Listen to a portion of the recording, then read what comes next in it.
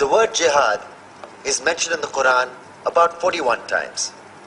The words mercy, peace, and compassion are mentioned about 355 times. Yes, come in. Come on in, Riaz. Sit down, please. Contrary to popular belief in most Western cultures, Islam is a religion that preaches peace and tolerance. Yes, Patricia. If Islam truly is a religion that preaches peace, then how come the world's most troubled spots, the West Bank, Afghanistan, Pakistan, Iraq, they're all plagued with Islamic terrorism? Well, that depends on your definition of terrorism. Some might argue that the US invasions of countries like Iraq and Afghanistan are also acts of terrorism. No, those were acts of war to get rid of despotic regimes. Or a means of getting at a country's oil. Conspiracy theories.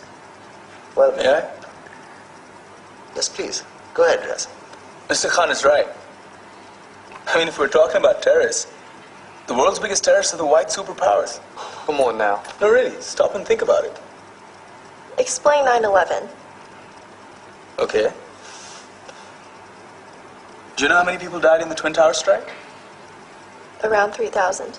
And do you have any idea how many people died in the bombing of Afghanistan? Take a wild guess.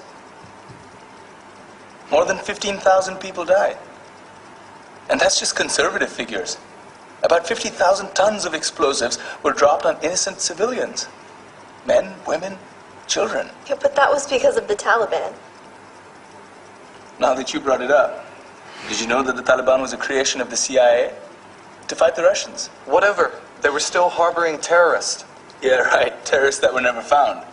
Just like the weapons of mass destruction that were never found in Iraq. Do you want to get into the death toll in Iraq? 500,000 civilians and counting. And what do Britain and America say when they don't find these weapons?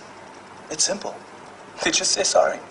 And still refuse to relinquish control of these countries. What are you trying to say? What I'm trying to say is that just because you're American, wear a fancy suit, and call yourself the president, doesn't make you any less of a terrorist.